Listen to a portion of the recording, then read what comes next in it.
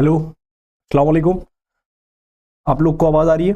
अगर आप लोग को आवाज़ आ रही है तो रिस्पॉन्ड कर दीजिए ताकि क्लास शुरू की जाए, क्योंकि वैसे ही बहुत डिले हो गया है थोड़ा सा। चलिए, पेन कॉपी मुझे लगता है सब लोगों ने रख ली अपने पास, और आज जो डिस्कशन का टॉपिक है वो है चैप्टर 11, लेसन नंबर 11। आप लोगों ने देख तो लिया होगा, सर ने आपकी स्क्रीन पे लेसन नंबर 11 लगा दिया था, तो मुझे लगता है कि लेसन नंबर 11 जो है आपको थोड़ा उसकी मालूमात होगी। वो चैप्टर जो है, इससे पहले वाला जो चैप्टर था हम लोग उस पर डिस्कशन कर रहे थे कि कैसे जो फौजदारी का कानून है और राइट टू इंफॉर्मेशन जो है उसके बारे में हम लोग बात कर रहे थे। लेकिन लेसन नंबर 11 में जो हम बात करेंगे वो बात करेंगे कि जो कानून की दो शाखें हैं, उन शाखों में से दो बहुत महत्वपूर्ण शाखें हैं। पहली शाख जो है वो है हुकूक और फराइज के मुताल्लिक कानून। हुकूक और फराइज के मुताल्लिक जो कानून है उसको बोलते हैं सब्सटेंटिव लॉ, जो ये बताता है कि लॉ, जैसे किसी व्यक्ति ने चोरी करी, किसी शख्स ने या किसी फर्द ने चोरी करी, तो चोरी के लिए क्या उसकी पनिशमेंट होगी, क्या उसको सजा मिलेगी, उसको कहाँ मौजूद होता है? वो मौजूद होता है सब्सटेंटिव लॉ में, यानी हुकूक और फराइज के मुतालिक कानून में वो दर्ज किया गया होता है पार्लियामेंट के द्वारा। पार्लियामेंट उसको दर्ज करती है कि अगर किसी शख्स ने चोरी की तो उसकी सजा जो है वो 3 साल होगी, या आज जो नया कानून आया है 1 जुलाई से जो लागू हुआ है उसके तहत जो सजा है उसमें जो है, अगर कोई छोटा चोरी की है, किसी ने बहुत छोटी चोरी करी है, तो उसके लिए कम्युनिटी सर्विस भी कर दी जाती है। मतलब कम्युनिटी सर्विस का मतलब यह है कि वो समाज में जाके समाज की सेवाएं करेगा, पेड़ लगाएगा, झाड़ू लगाएगा, और जो है इस तरीके की कम्युनिटी सर्विस का प्रावधान किया गया है, ठीक भारतीय न्याय संहिता के तहत। तो पहला जो टॉपिक डिस्कशन का है, पहली शाख जो है वो है हुकूक और फराइज के मुताल्लिक कानून। दूसरा, उस फराइज और हुकूक को लागू करने वाले जो प्रोसीजरल लॉ होते हैं या एग्जेक्टिव लॉ जो होते हैं, वो मतलब जो ज़ाब्ता कानून है, जो जिसके तहत जो है आपको ये पता चलता है कि कोई व्यक्ति जिसने चोरी की है उसको चोरी की सजा कैसे मिलेगी, उसको बोलते हैं प्रोसीजरल लॉ। उसको क्या बोलते हैं? Procedural law. तो ये थोड़ा सा ऊपर कर देंगे क्या?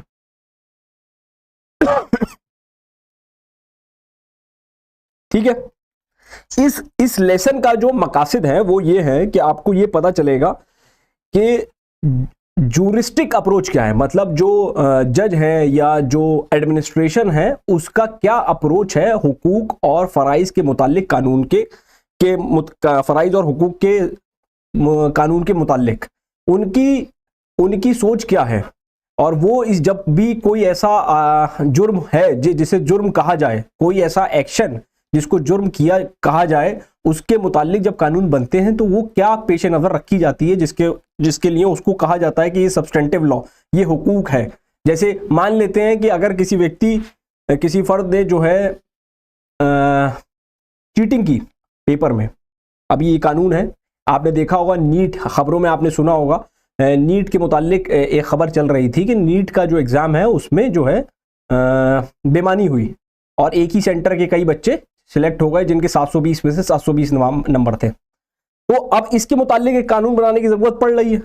अब कानून बनाने की जरूरत जब पड़ेगी, जब समाज की तरफ से एक आवाज उठेगी कि ये चीज गलत हो रही है, इसको रोकने के लिए कोई कानून बनाया जाए, तो कानून साज असेंबली जो है यानी पार्लियामेंट, वो कानून बनाएगी और उसमें कुछ ऐसी चीजें रखेगी जिसमें कुछ शख्सों की जो है, कुछ शख्स की जो है उसमें हुकूक होंगे और कुछ के फराइज अदा करने होंगे कुछ लोगों को। जैसे पुलिस का काम होगा उसमें पेपर लीक ना हो, अगर लॉ एनफोर्समेंट एजेंसी का काम क्या होगा कि पेपर लीक होने से रोकने देना, या जिस एजेंसी के पास पेपर कराने की जिम्मेदारी थी, जैसे नेशनल टेस्टिंग एजेंसी एनटीए जिसको बोलते हैं, उसके पास जिम्मेदारी थी पेपर कराने की, तो उस पेपर की चोरी ना हो। यानी पेपर अगर दिल्ली से चल के मेरठ जाना है तो उसको किस तरीके से लेके जाया जाए, वो तरीका अगर उसमें कोई बीच में चोरी हो गई या बीच में किसी ने सेंध मार ली और पेपर लीक हो गया या कोई ऑफिसर ही मिल गया, तो ऐसे के खिलाफ क्या कार्रवाई होनी चाहिए, इसको कानून बनाने की शक्ल में पैदा किया गया। तो इस तरीके का एक कानून राजस्थान की कानून साज असेंबली ने पारित किया था और वो लागू था। इसी तरीके से पूरे भारतवर्ष के लिए इस तरीके का कानून लागू करने की बात चल रही है कि चीटिंग को लेके एक कानून आना चाहिए, और अगर कोई व्यक्ति चीटिंग के में लिप्त पाया जाता है या पर्चा लीक करने में लिप्त पाया जाता है तो उसके खिलाफ क्या सजा होनी चाहिए। ये जो कानून होते हैं इसको बोलते हैं सब्सटेंटिव लॉ, इसको उर्दू में बोलते हैं हुकूक और फराइज के मुतालिक कानून। ठीक, जिसमें आपके हुकूक और फराइज जो भी लॉ इन्फोर्समेंट एजेंसी हैं या जिन लोगों को बोला गया है कि आपके ये हुकूक है और इन हुकूकों के खिलाफ आप कोई कार्रवाई नहीं करेंगे, तो उसके जो फराइज हैं उनके मुतालिक जो कानून है उसको बोलते हैं सब्सटेंटिव लॉ। भारत में जैसे आप लोगों ने पढ़ा है पिछले चैप्टर्स में दीवानी और फौजदारी के कानून है, तो दीवानी किसे बोलते हैं, किसे बोलते हैं दीवानी का कानून? कौन से कानूनों को दीवानी का कानून बोला जाता है, बताएंगे आप लोग? हम लोग चैप्टर नंबर 11 पे आ गए, मेरे ख्याल से 8वीं क्लास होगी, इतना तो मालूम होना चाहिए दीवानी क्या है और फौजदारी क्या है। दीवानी क्या है?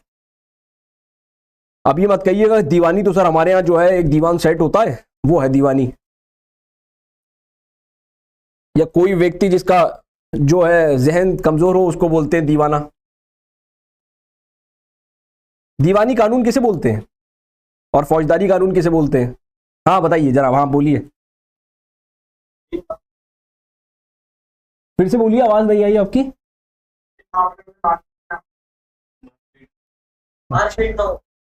उसे दीवानी बोलते हैं, अच्छा सिविल लॉ, अच्छा ठीक है, कुछ हद तक ठीक है। दीवानी कानून वो कानून होते हैं, एक छोटी सी इसका मायना समझ लीजिए, छोटा सा मायना, बहुत छोटा सा, जब भी जरूरत पड़े तो इसको बता दीजिए। दीवानी कानून वो कानून है जिसमें सजा नहीं होती है, और फौजदारी कानून वो कानून है जिसमें जेल भेजा जा सकता है। ये आपको मालूम होना चाहिए। कोई पूछे भाई दीवानी का मामला है, अच्छा दीवानी का मामला है, इसका मतलब प्रॉपर्टी का मामला चल रहा है आपका। वो कहेंगे नहीं नहीं प्रॉपर्टी का नहीं, तो आप कहेंगे अच्छा मियां बीवी का मामला चल रहा है, बच्चों का मामला चल रहा है। तो दीवानी के मामलों में वो सिविल डिस्प्यूट जिसमें जेल ना भेजा जा सके, यानी जिसमें हक तलफी हुई हो, तो उसमें क्या हक दिए जाएंगे, क्या हुकूक दिए जाएंगे, क्या फराइज अंजाम दिए जाएंगे, वो दीवानी के मामले होते हैं। फौजदारी के मामले में क्या होता है? फौजदारी के मामले में किसी व्यक्ति ने किसी का हक मारा होता है और सब्सटेंटिव लॉ में उसके लिए सजा दे रखी होती है। ठीक, सब्सटेंटिव लॉ में उसके लिए सजा दे रखी होती है, तो उसको जो है वो बोलते हैं फौजदारी। तो हमारे यहां जो कानून लागू होंगे सब्सटेंटिव लॉ और ये हुकूक और फराइज के मुतालिक कानून और प्रोसीजरल लॉ, ये जो लागू होंगे ये सिविल यानी दीवानी और फौजदारी दोनों में लागू होंगे, और दोनों के लिए हैं। जैसे कोई मुआहदा होता है, मुआहदा क्या है? सिविल लॉ है, यानी दीवानी का कानून है। ठीक, मुआहदा हुआ इंडियन कॉन्ट्रैक्ट एक्ट 1872। आप लोग ऐसे शक्ल देखते हैं मेरी कि जैसे मैंने कोई नई शब्द बोल दिया। मुआहदा तो मालूम ही है ना, कॉन्ट्रैक्ट हुआ। तो जब कॉन्ट्रैक्ट होगा यानी मुआहदा होगा, किसी ने घड़ी खरीदी अमेजोन से, फ्लिपकार्ट से, बहुत आजकल ऑनलाइन परचेज चल रही है, आप लोगों ने चश्मे मंगा लिए लेंस कार्ट से ऑनलाइन फोन बुक करके। ठीक, अब चश्मा जो आपने मंगाया था वो -1.5 का मंगाया था, आ गया -25 का, तो अब क्या करेंगे आप? और वो वापस नहीं कर रहा है लेंस कार्ट, तो आप क्या करेंगे? उसके खिलाफ जेल भेजेंगे उसे? नहीं, क्या करेंगे? नोटिस भेजेंगे। दीवानी का उसमें क्या लगेगी? उसमें दीवानी का कानून लगेगा, क्योंकि आपका मुआहदा हुआ था और मुआहदे के खिलाफ अमल हुआ। जब मुआहदे के खिलाफ अमल होगा तो वो दीवानी का कानून लागू होगा उसमें। ठीक, लेकिन किसी ने आपसे मुआहदा जो है फॉर्जरी करके करा, जैसे कोई शख्स आया और कहा कि जनाब ये प्रॉपर्टी मेरी है, ये प्रॉपर्टी मेरी है, ये पंखा मेरा है, ये एसी मेरा है, और ये मदरसे की जमीन जो है मेरी है। ठीक, वो उसकी थी नहीं, वो उसने बेच दी एक बिल्डर को और फर्जी कागज बना दिए, बिल्कुल फर्जी। अब बताइए ये दीवानी का कानून लगेगा इस पे या फौजदारी का कानून लगेगा? क्यों क्यों क्यों ऐसा क्यों बोला आपने फौजदारी लगेगी?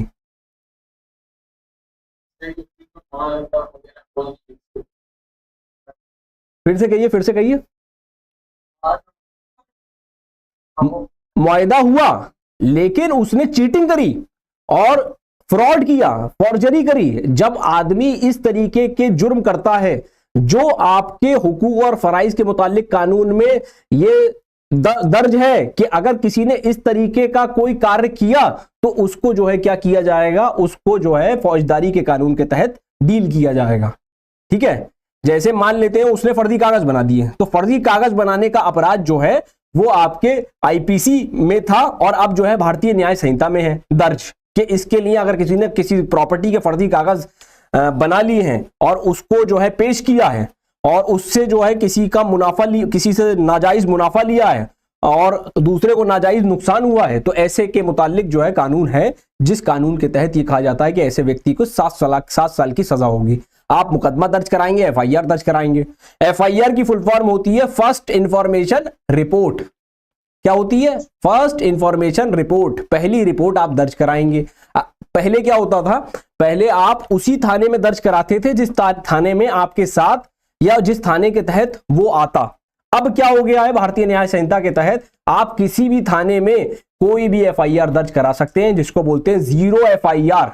मान लेते हैं कोई व्यक्ति रहने वाला मेरठ का है और उसके साथ जो है अपराध हुआ है दिल्ली में, तो वो दिल्ली में तो एफआईआर कर ही सकता था, लेकिन उसने क्या सोचा? उसने सोचा कि मैं मेरठ जाऊंगा, मेरठ में अपने थाने में जाके कर सकता हूं एफआईआर। ठीक, तो उसने मेरठ के थाने में एफआईआर दर्ज कर दी। पहले 1 जुलाई से पहले ये कानून कहता था कि वो एफआईआर दर्ज नहीं होगी, वो वहीं होगी जहां प्लेस ऑफ इंसिडेंट है, जहां पे जो जुर्म हुआ है वहीं एफआईआर दर्ज होगी। अभी क्या होगा? आप मेरठ में एफआईआर दर्ज करिए, मेरठ वाले जो पुलिस ऑफिसर है, इन्वेस्टिगेटिंग ऑफिसर, वो ट्रांसफर कर देंगे केस कहां पे? दिल्ली, और फिर आपको वह नंबर मिल जाएगा। हर एफआईआर का एक अलग स्पेसिफिक नंबर होता है और ये जो एफआईआर होती है उसको बोलते हैं जीरो एफआईआर। क्या बोलते हैं? Zero FIR. ये भारतीय न्याय संहिता में के तहत लिखा गया है। आपके सिलेबस में भारतीय न्याय संहिता नहीं है, लेकिन ये अपडेट करने की जरूरत है, क्योंकि आपको मालूम होना चाहिए कि आप पुराना सिलेबस ना पढ़ें। जब पुराना सिलेबस पढ़ रहे हैं तो आप अप टू डेट रहें। ठीक है, तो इस चैप्टर का पढ़ने का जो मकासद है वो ये है कि फराइज और हुकूक के मुतालिक जो कानून है वो आपको मालूम हो जाए, आपको पता चल जाए कि जो फराइज और हुकूक का बनाने का कानून है उनका नेचर क्या होता है। ठीक है, उसकी क्या नौइयत होती है, ये आपको मालूम होना चाहिए। फिर फराइज और हुकूक के जो कानून है और जिस कानून के तहत प्रोसीजरल लॉ, जिसके तहत ये कानून अमल में आएंगे, उन दोनों के बीच में डिफरेंस क्या है, उन दोनों के बीच में फर्क क्या है। मतलब फर्क आपको मालूम होना चाहिए कि ये प्रोसीजरल लॉ और सब्सटेंटिव लॉ, यानी हुकूक और फराइज के कानून जिसमें जो दर्ज है और उसको कैसे कानून में लागू किया जाएगा, उन दोनों के बीच में फर्क आपको मालूम होना चाहिए। ठीक है, तो ये शब्द याद कर लीजिए कि जहां हुकूक और फराइज की बात होगी तो वहां शब्द यूज होगा सब्सटेंटिव लॉ, और जिस कानून के तहत उसको अमल में लेके आया जाएगा उस सब्सटेंटिव लॉ को, उसको बोलते हैं प्रोसीजरल लॉ। जैसे मान लेते हैं आईपीसी थी, भारतीय दंड संहिता थी, इंडियन पीनल कोड था, तो उसके लिए जो अमल में लाने वाला कानून था उसको बोलते थे सीआरपीसी। क्या बोलते थे? CrPC, code of criminal procedure. 1973 का था, अब वो 2023 का हो गया। ठीक है, ये मैं आपको लिख देता हूं, चल लो ये पेंसिल।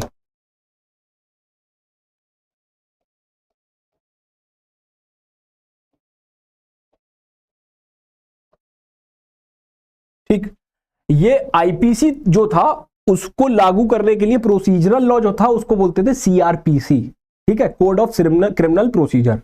इसी तरीके से ये किसके लिए है? ये है फौजदारी के लिए, क्रिमिनल लॉ के लिए। किसके लिए? क्रिमिनल लॉ के लिए।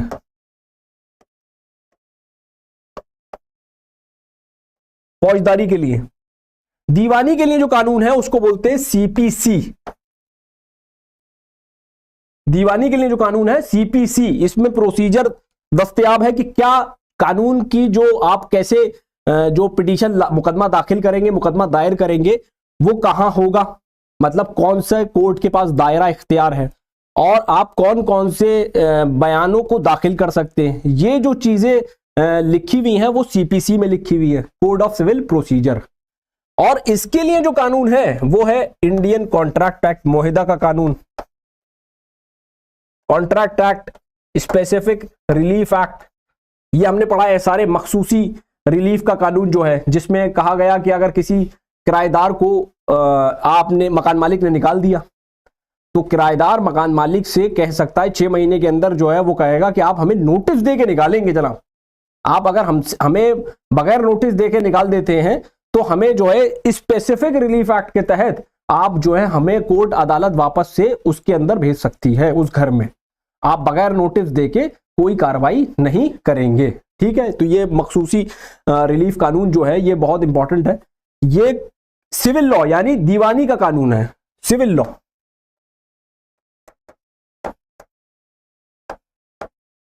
सिविल लॉ, ठीक। तो सिविल क्रिमिनल लॉ में आईपीसी जो होगी वो होगी सब्सटेंटिव लॉ।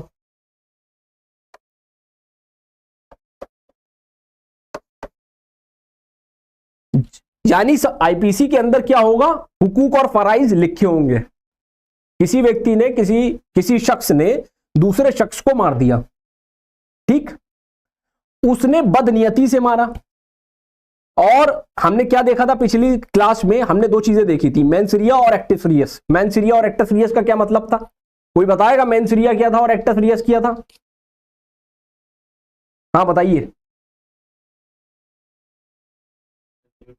अनम्यूट करिए, अनम्यूट।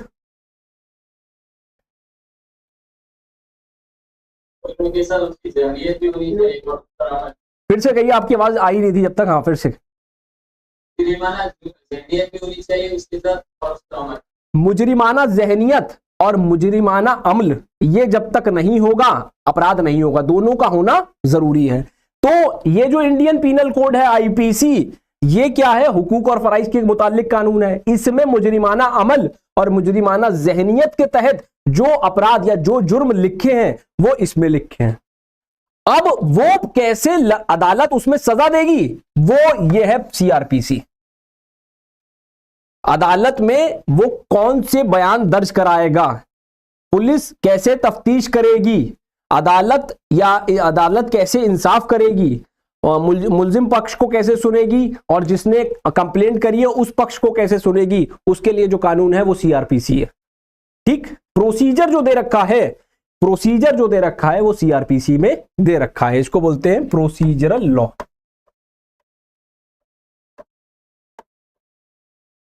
Procedural law. इसी तरीके से दीवानी के लिए जो कानून है, जैसे मान लेते हैं हमने मुआहिदा किया, ठीक, मुआहिदे में कहा गया कि जनाब फला शख्स जो है हमारी घड़ी 5,000 रुपए में खरीदेंगे, और ये 15 अगस्त को ये घड़ी खरीदेंगे। 15 अगस्त के दिन इन्होंने 15 अगस्त के दिन घड़ी खरीदी नहीं और कहा कि हम मुआहिदा तोड़ते हैं। अब क्या होगा, इन्होंने मुआहिदा तोड़ दिया, तो हमने ये मुआहिदे में ये लिखवाया था कि अगर ये 15 अगस्त को ये घड़ी नहीं खरीदते हैं तो इन्हें घड़ी के जितने पैसे हैं वो ये देंगे। ठीक, ये मुआहिदे में लिखा हुआ है। तो अब 5,000 रुपए इनको देने हैं, तो हम 5,000 रुपए जो कैसे लेंगे, हम मुकदमा दायर करेंगे। मुकदमा दायर करने के बाद जो प्रोसीजर लागू होगा वो सीपीसी में दे रखा है। किसमें? कोड ऑफ सिविल प्रोसीजर में। यानी दीवानी के लिए जो प्रोसीजर है वो सीपीसी में है, और फौजदारी के लिए जो प्रोसीजर है वो सीआरपीसी में है। बात समझ में आ गई? ये भारत में दो बड़े प्रोसीजरल लॉ हैं।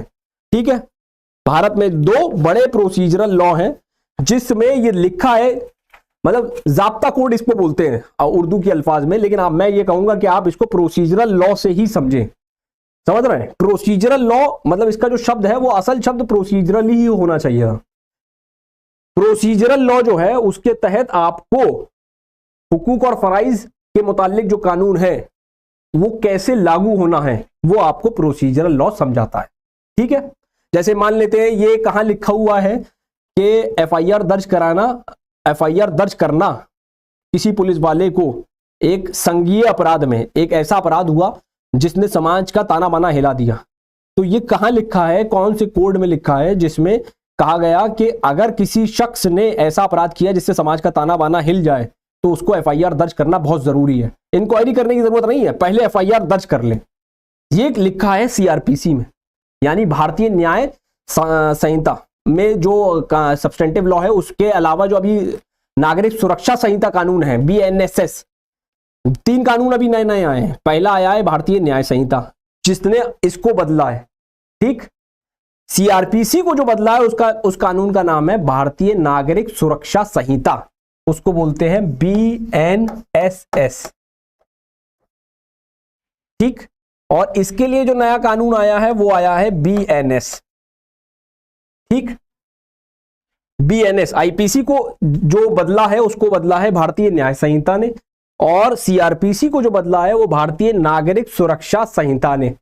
ठीक, ये 1 जुलाई से भारत में लागू हो चुका है पूरे भारत में।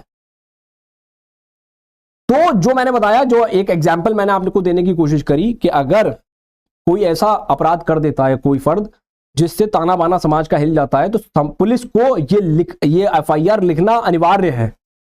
कहां लिखा है ये बात लिखी है भारतीय नागरिक सुरक्षा संहिता बीएनएस में, और उससे पहले सीआरपीसी में। ठीक है, और एक वकीलों ने क्या निकाला है कि अगर कोई अपराध 2 साल या उससे ऊपर की सजा रखता है तो ये मान लेते हैं कि ये एक संज्ञेय अपराध है, ये एक बड़ा अपराध है। ठीक है, लेकिन अभी एक जजमेंट है अर्नेश कुमार का, खाली सुनने के लिए सुन लीजिए, लिखिएगा मत, सुनने के लिए।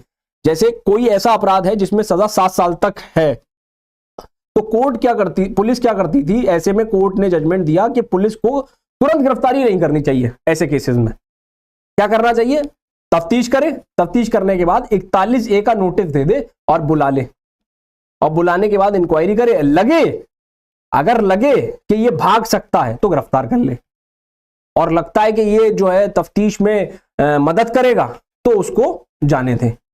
क्योंकि bail is a rule, jail is an exception. ये स्टेटमेंट याद कर लीजिए, बेल इज अ रूल मतलब जमानत जो है वो एक रूल है, लॉ है। जेल उसको तभी भेजा जाए जब जरूरत हो, जेल इज एन एक्सेप्शन। लेकिन होता उल्टा है, bail is a rule, jail is an exception. मतलब समझिए इसका, जमानत जो है उसको ज्यादा लागू किया जाए और जेल कमतर लोगों को भेजा जाए। ठीक, क्योंकि जेल भेजने से क्या होता है, लोगों के जो मौलिक अधिकार हैं, फ्रीडम है, उसका वो कर्ब हो जाता है और उसकी बेइज्जती होती है। तो अगर ऐसा लगता है कि आपको ये महसूस हो, क्योंकि हम ये मान के चलते हैं किसी पे कोई अपराध लगा या किसी ने कोई जुर्म के लिए उसके खिलाफ मुकदमा दर्ज कराया, तो हम ये मानते हैं कि इनोसेंट अंटिल प्रूवन गिल्टी। मतलब क्या है कि वो व्यक्ति तब तक अपराधी नहीं है जब तक जुर्म उस पर साबित ना हो जाए। ठीक, तो अगर आप तुरंत उसको जेल भेज देते हैं तो समाज क्या कहती है, अरे इसने तो किया होगा।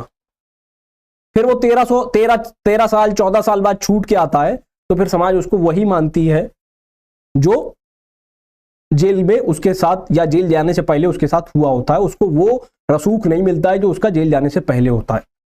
समझ रहे हैं? तो bail is a rule, jail is an exception. ये अंग्रेजी के अल्फाज आप याद कर लीजिए, जहन में बैठा लीजिए, क्योंकि आपको जब कोई मैटर आर्ग्यू करना होगा 3 साल बाद 5 साल बाद, तो आपको ये बात कहनी पड़ेगी जमानत के केस में कि जनाब, जज साहब के सामने आपको कहना हो, जनाब bail is a rule, jail is an exception. जनाब इसको छोड़ दिए, इसकी शक्ल देखिए कि आपको लगता है कि ये जुर्म कर सकता है। ठीक, ये आप ऐसे आर्ग्यूमेंट देंगे। खैर, ये कानून, जो ये बात समझ में आ गई दीवानी और फौजदारी के लिए। और किसी का कोई सवाल है अभी तो पूछिए, फिर आगे बढ़ते।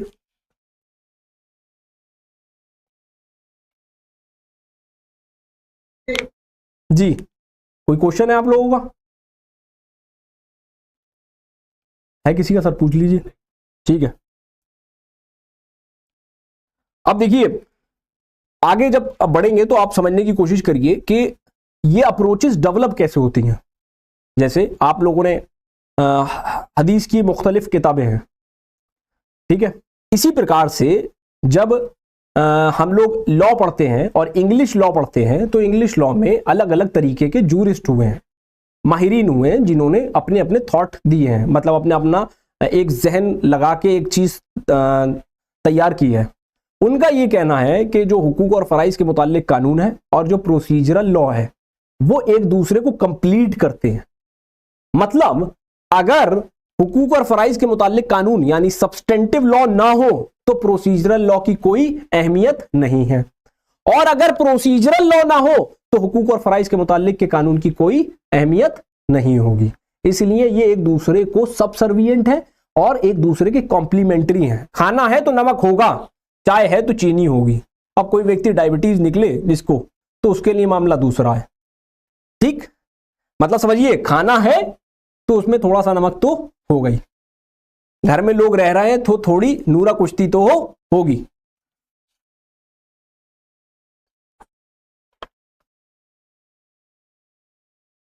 अब समझने की कोशिश करिए कि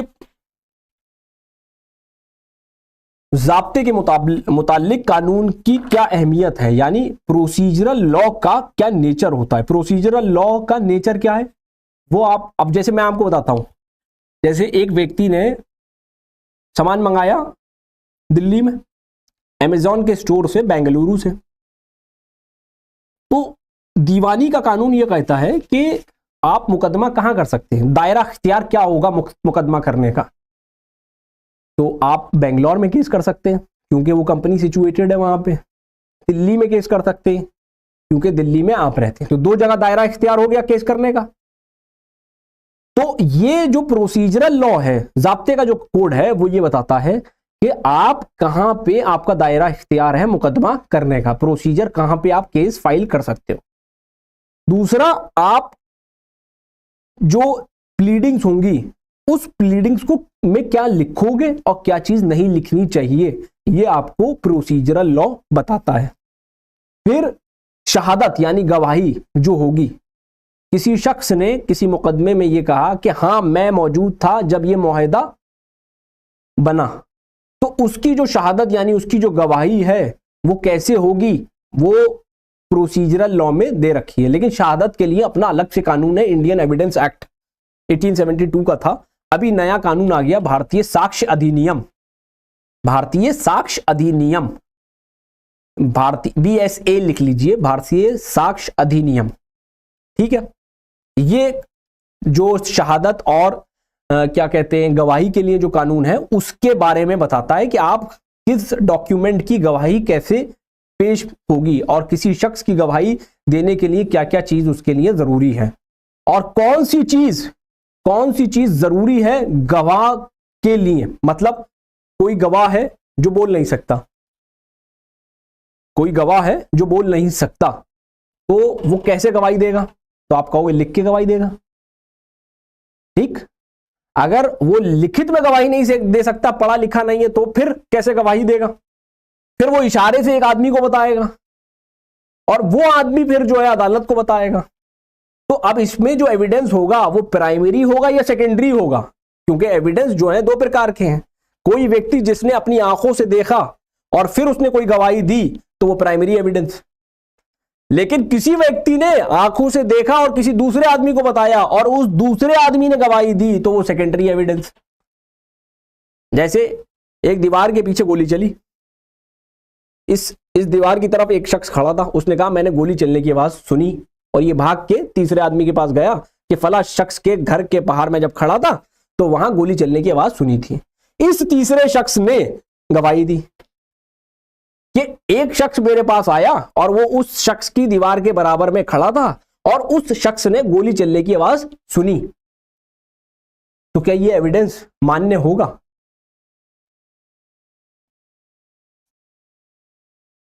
बताइए, उसने खुद नहीं सुना है।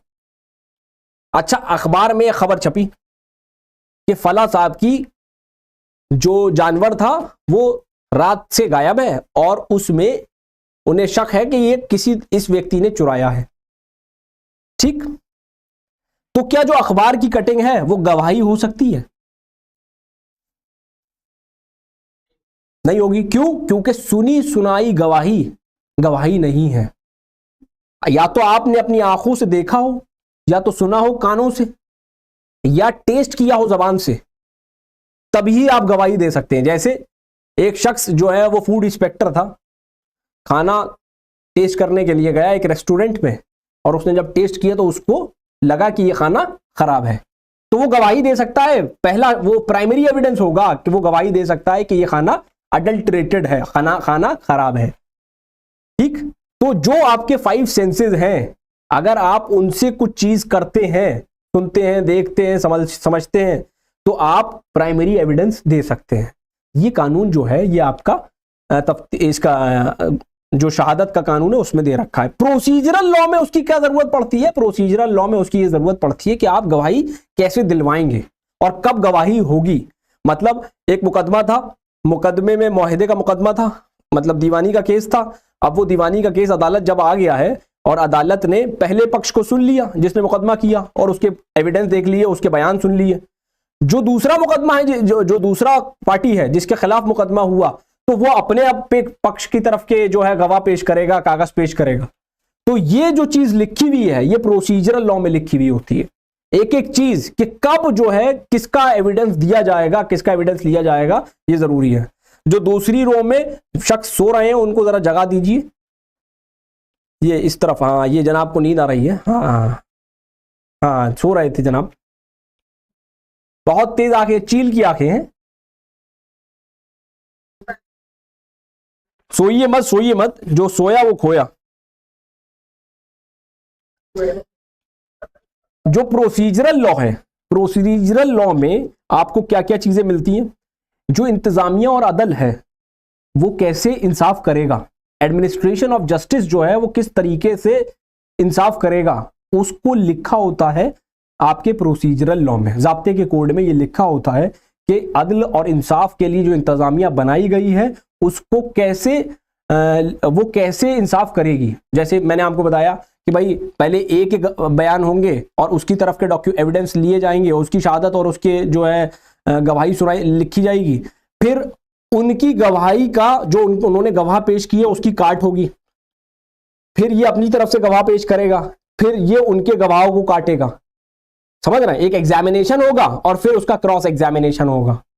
मतलब ए शख्स ने गवाह पेश किया तो उसका वो अपना गवाह पेश करेगा, वो अपनी शहादत देगा, तो उसकी जो काट होगी उसको क्रॉस एग्जामिन करेगा, बी करेगा, बी का वकील करेगा। जनाब झूठ बोल रहे हैं, ये तो थे ही नहीं मौजूद। इन्होंने खाली सुनी सुनाई बातों पे विश्वास कर रहे हैं, सुनी सुनाई विश्वास करने वाली बातों पे जो है अदालत कोई यकीन नहीं रखती है। तो जो क्रॉस एग्जामिन कर रहा होगा वो ऐसी बात बोलेगा कि जनाब, वो पूछेगा कि जनाब मैं तो सफेद शर्ट पहना था, बोले आप तो झूठ बोल रहे हैं, आपने ये लिखवाई है कि आपने तो हरी शर्ट पहनी थी उस दिन जिस दिन मुआहदा हुआ था।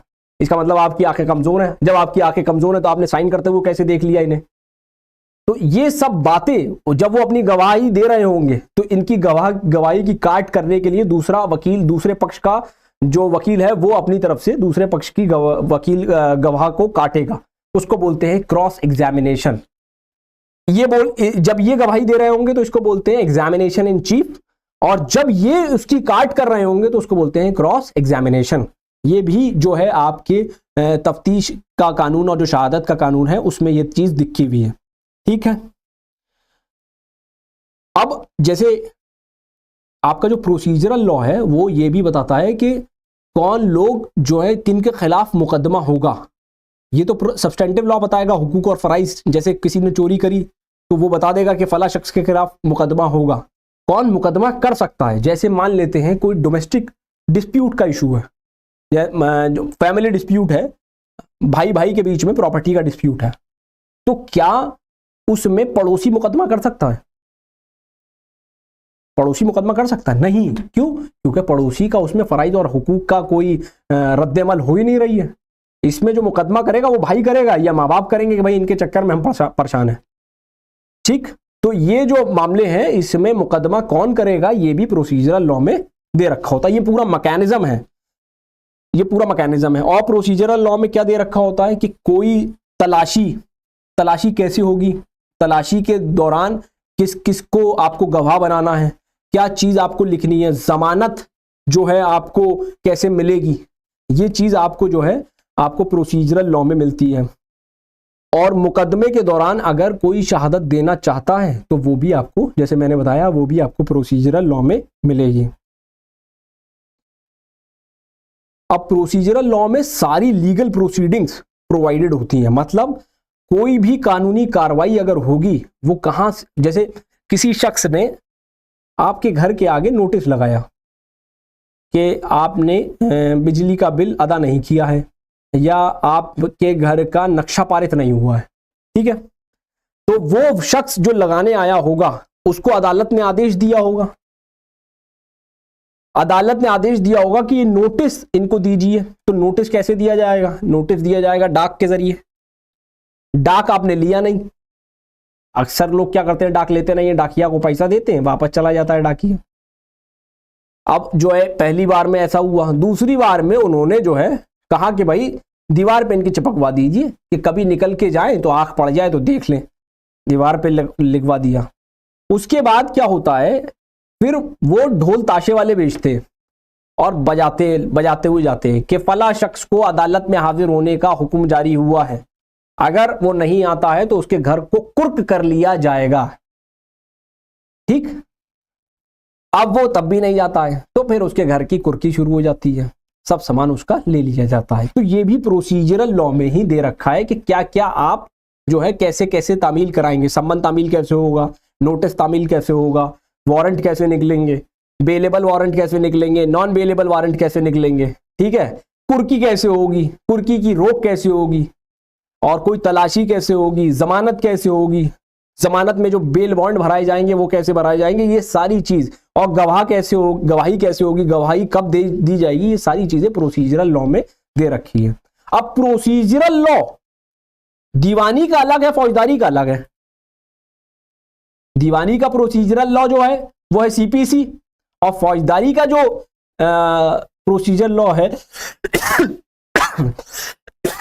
वो है भारतीय नागरिक सुरक्षा संहिता या फिर CrPC, code of criminal procedure. बात समझ में आ गई है? अब मैं आपसे सवाल पूछता हूं, क्या आप बताइए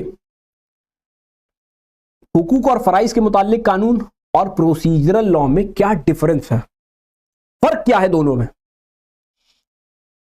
बताइए फर्क क्या है दोनों में, बताएंगे आप लोग?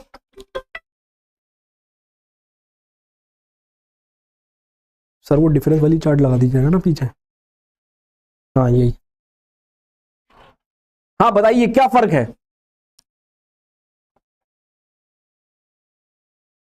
के अंदर उसके अगर पामाल होते हैं तो उस पर केस होता है। हाँ ये तो आप देख के बता रहे हैं, अब जो मैंने समझाने की कोशिश करी उस समझ से आप क्या समझे वो बताइए, ये तो आप देख ही लेंगे।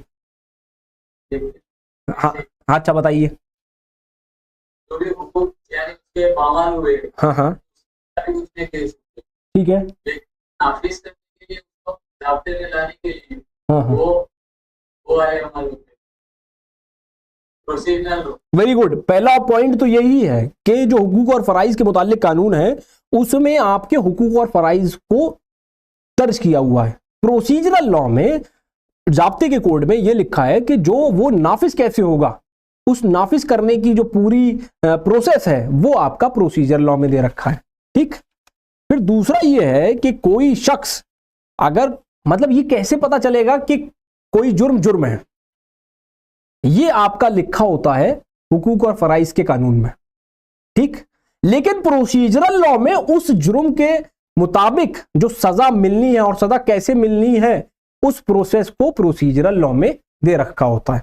ठीक है, तीसरा पॉइंट जो है, कौन से बिहेवियर यानी कौन से बर्ताव जो हैं वो मंजूर हैं, कौन से बर्ताव मंजूर है वो आपको लिखा होता है प्रोसीजरल सब्सटेंटिव लॉ में यानी हुकूक और फराइज के कानून में, और उस बर्ताव के तहत कैसे अदल और इंसाफ होगा वो लिखा होता है प्रोसीजरल लॉ में। तो 3 पॉइंट बड़े इंपॉर्टेंट है, ये आपके एग्जाम में पूछा जाएगा। बताइए ज़ाब्ता कोड में और जो हुकूक और फराइज के मुतालिक कानून है उसको, उसमें फर्क कीजिए। तो आपको 3 पॉइंट लिख देने हैं। पहला लिखना है कि उसमें हुकूक और फराइज के मुतालिक कानून में हमें हुकूक और फराइज के बारे में जानकारी लिखा होता है, उसके बारे में वो दर्ज होता है हुकूक और फराइज के कानून में। प्रोसीजर लॉ में वो कैसे नाफिज होगा वो लिखा होता है। दूसरा पॉइंट आपको लिखना है कि बताना है कि कौन सी चीज जुर्म है वो हुकूक और फराइज के मुतालिक कानून में दर्ज है, लेकिन उसकी जो सजा मुकर्रर की गई है उस सजा को देने का जो काम करेगी वो प्रोसीजरल लॉ ज़ाब्ते का कोड करेगा। तीसरा पॉइंट कि कौन से बिहेवियर यानी कौन से बर्ताव को मंजूर किया गया है ये सब्सटेंटिव लॉ में यानी हुकूक और फराइज के मुतालिक कानून में लिखा है। और जो तीसरा है वो तीसरा पॉइंट जो प्रोसीजरल लॉ में है कि वो कैसे लागू होगी, कैसे बिहेवियर को अदल और इंसाफ के जो मैकेनिज्म है वो लागू करेंगे, वो आपका प्रोसीजरल लॉ में है यानी ज़ाब्ता कोड में है। ये तीनों पॉइंट बड़े रेलेवेंट हैं और बड़े इंपॉर्टेंट हैं, और इसी के बेसिस पे आपने अपना आंसर लिखना है एग्जाम में। ठीक है, जब आप अपना आंसर जवाब लिख रहे होंगे तो ये तीनों चीजें आपके जहन में होनी चाहिए। और हमेशा याद रखिए, अच्छा जवाब तब होगा जब उसमें आप एग्जाम्पल डाल देते हैं। मैं आपको एग्जाम्पल के जरिए समझाने की कोशिश कर रहा हूं, तो उसका मतलब यह है कि जब आप आंसर लिखें तो अगर आप वो एक स्टेटमेंट लिख दें, उसके बाद एक आप एग्जाम्पल डाल दें कि ए ने बी के साथ ऐसा ऐसा मुआहिदा किया और उस मुआहिदे में उसने अमल नहीं किया। अब हुकूक और फराइज का कानून यह कहता है कि अगर मुआहिदे की गैर अमली हुई है तो वो जो है उसका हकदार है कंपनसेट करने का, यानी वो उसको जो है उस व्यक्ति को कंपनसेट करेगा या मुआवजा देगा। उस मुआवजे को लेने के लिए उसको मुकदमा दायर करना होगा या नोटिस भेजना होगा। नोटिस भेजना होगा, नोटिस का जवाब नहीं देता है तो मुकदमा दायर करना होगा, और वो लिखा है ज़ाब्ता कोड में, प्रोसीजरल लॉ में। बात समझ में आ गई? तो अगर आप ये ऐसे एग्जाम्पल देके लिखेंगे तो 100% आपके 100 में 100 नंबर आएंगे। ये ध्यान रखिए। मतलब जितने नंबर का पेपर होगा, 80 नंबर का पेपर है तो 80 में 80 नंबर आ जाएंगे। पूरा पेपर जो है लॉ का, वो आपको एग्जाम्पल के साथ लिखेंगे तो आपको नंबर ज्यादा मिलेंगे। चेक करने वाले को मजा आएगा कि यार ये बच्चा जो है पढ़ के आया है, यार इस पे जो है थोड़ी मेहनत करी है, और वो भी मेहनत करके आएगा चेक करने के लिए। ठीक है, तो अभी हम यहाँ क्लास को वाइंड अप करने से पहले मैं आपसे बस ये सवाल पूछना चाहता हूँ कि आपको ये बात समझ में आ रहा है ये दीवानी और फौजदारी क्या है? बहुत अलग चीज तो नहीं है? आपको ऐसा तो नहीं लग रहा कि यार पता नहीं कौन सी आसमान की बातें कर रहा है ये? ठीक लग रहा है ना? क्योंकि जो अब नेक्स्ट लेवल हम जाएंगे, जितना नेक्स्ट लेवल जाएंगे उतना आपका जहन इंक्रीज होगा। मतलब उसको आपको जहन को और खोलना पड़ेगा। जितना जहन खोलेंगे उतना आपको लॉ समझ में आएगा। और मुझे लगता है आप लोगों के लिए बहुत आसान है। आप लोग सारी चीजें पढ़े होते हैं, बस वही है कि उसको सिस्टमैटिकली लिखना आ जाए। जो शख्स अपनी बात लिखित में कह सकता है वही कामयाब है आज के दौर में। और अगर आपको लिखना नहीं आता है तो आप कितना ही बड़े आलिम हो तो फिर मामला जो है गड़बड़ हो जाता है। मसला क्या है कि आप अगर लिखना जानते हैं, अच्छा लिखना जानते हैं, तो आपको सब पढ़ेंगे। या आज के ज़माने में बोलने की भी इतनी अहमियत नहीं जितना लिखने की है, क्योंकि आज के ज़माने में हर आदमी जो है, अब वीडियो तो बना ही सकते हैं, मैं ये नहीं कह रहा हूँ कि वीडियो, लेकिन जो वीडियो में बोलना है उसको भी आपको लिखना पड़ेगा। स्क्रिप्ट लिखनी पड़ेगी पहले, और तभी आप जो है बोल पाएंगे, अदरवाइज नहीं हो पाएगा। आपकी क्लास लेने के लिए मेरे को जो है पहले इंग्लिश पढ़नी पड़ती है, फिर उसका उर्दू तर्जुमा समझना पड़ता है, फिर उर्दू तर्जुमे को हिंदी में लिखना पड़ता है, और फिर इंग्लिश में लेके आना पड़ता है। तो ये पूरा एक प्रोसेस है। और पूरे प्रोसेस, क्योंकि कुछ शब्द जो हैं, कुछ अल्फाज जो हैं उर्दू के, इंग्लिश के, वो उर्दू में आज तक ट्रांसलेट ही नहीं हुए, और ये जिम्मेदारी आप लोगों की है। जैसे प्रोसीजरल लॉ है, हाँ, ये आप लोगों की जिम्मेदारी है कि उन शब्दों की डिक्शनरी बना ले, ऐसी लुगत बनाए कि जो है लॉ और लॉ के जो इंग्लिश के मायने हैं उसको उर्दू में क्या कहा जाए, असल शब्द क्या हो। क्योंकि जो आपकी किताब का ट्रांसलेशन है ये ठीक ट्रांसलेशन नहीं है, और ये आप लोगों की जिम्मेदारी है। जब 12वीं करके निकले तो ये NIOS को ये भेजें कि जनाब ये हमारी तरफ से तोहफा है आपके लिए। ठीक, खैर, कोई सवाल हो आप लोगों का तो बताइए, मुझसे पूछिए। नेक्स्ट क्लास बड़ा इंपॉर्टेंट क्लास होगा, अच्छा लगेगा आप लोगों को, पढ़ के आइएगा। और जो मैंने होमवर्क दिया है वो मेरे ख्याल से आप लोग कर ही रहे होंगे। प्रीएम्बल आप लोगों ने याद कर लिया होगा, हम भारत के लोग, भारत को याद कर लिया आप लोगों ने? भूल गए सर भूल गए? कहिए भूल गए। अरे ये कह दीजिए कि भूल गए, इस पे क्या बुरी बात है? याद है तो कोई जिस शख्स को याद है वो सुना दीजिए। हाँ सुनाइए। किसी को याद है? एक आदमी जिम्मेदारी ले लीजिए, अमीर बन जाइए, कोई आदमी सुना दीजिए। नहीं याद है?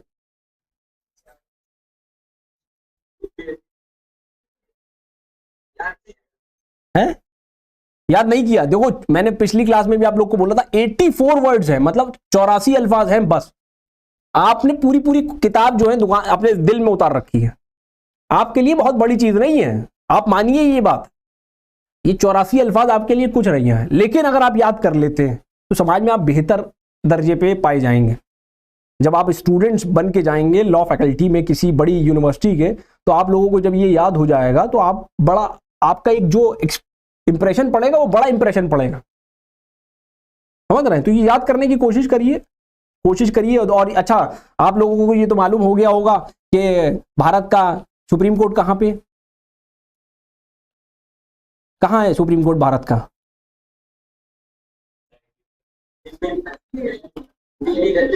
नई दिल्ली में, वेरी गुड, नई दिल्ली में। और इस वक्त चीफ जस्टिस कौन है? चीफ जस्टिस का क्या नाम है?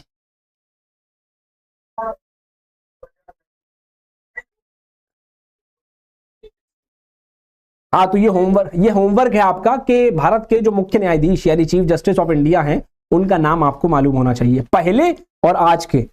First chief justice of India कौन थे और अभी कौन है, ये आपको मालूम होना चाहिए। भारत के पहले प्रधानमंत्री कौन थे और भारत के अभी के प्रधानमंत्री कौन है, ये आपको मालूम होना चाहिए। कैबिनेट याद कर ली होगी आपने। शिक्षा मंत्री कौन है अभी भारत के? एजुकेशन मिनिस्टर कौन है?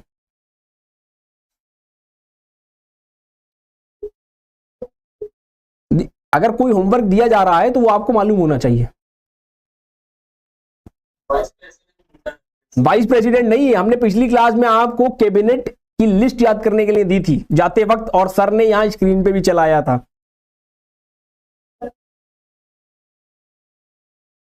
तो ये आपको मालूम होना। भारत के पहले शिक्षा मंत्री जो थे वो थे मौलाना अबुल कलाम आजाद साहब।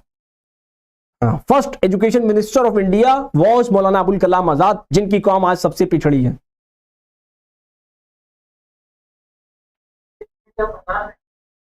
जी,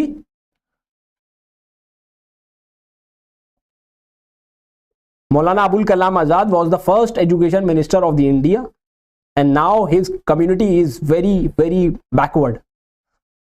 जिस कम्युनिटी से हम लोग आते हैं वो बहुत बैकवर्ड है। क्यों? क्योंकि हमने पढ़ाई छोड़ दी है। तालीम तो ले रहे हैं लेकिन तालीम के जो असल मायने हैं उससे हम दूर हैं, समझ रहे हैं। तो ये हमारी जिम्मेदारी है कि मौलाना अबुल कलाम आजाद जैसा बने हम लोग भी शिक्षा मंत्री बने। भारत के इस वक्त के शिक्षा मंत्री जो हैं धर्मेंद्र प्रधान जी हैं।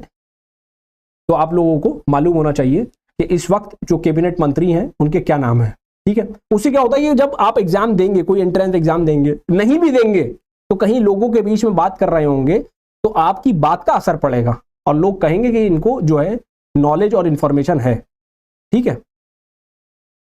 तो ये जरूरी है आज के दौर में। अगर आप लोग इतना इंफॉर्मेशन रखें तो बहुत बेहतर होगा हमारे लिए भी, क्योंकि आप लोग जो है रहनुमाई करते हैं और आप लोगों के पास लोग आते हैं सवाल जवाब पूछने के लिए, मालूमात हासिल करने के लिए, और आप आज के हिसाब से सवाल के जवाब देंगे।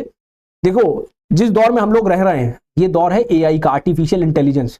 सब कंप्यूटर जवाब दे देता है आज के दौर में, ये समझ लीजिए।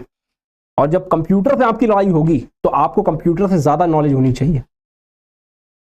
कंप्यूटर से आप बोलो कि कंप्यूटर साहब बताइए कि आज जो है बारिश होगी या नहीं होगी, कंप्यूटर जवाब दे देगा।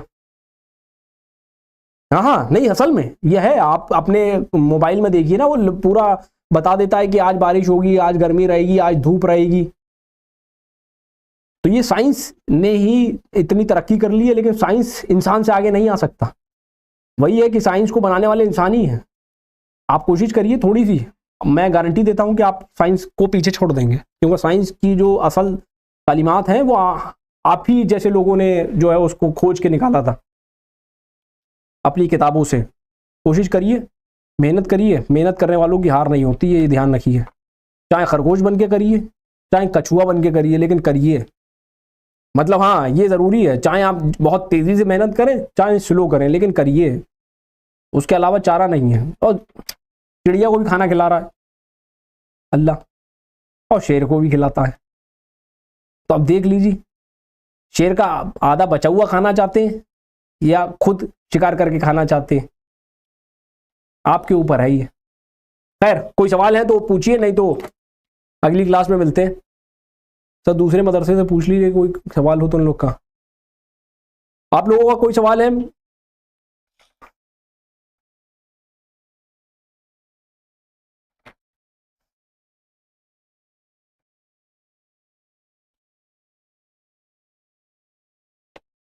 आज बच्चे कम हैं मदरसे में। चलिए ठीक है, फिर मिलते हैं नेक्स्ट क्लास में। अल्लाह हाफिज।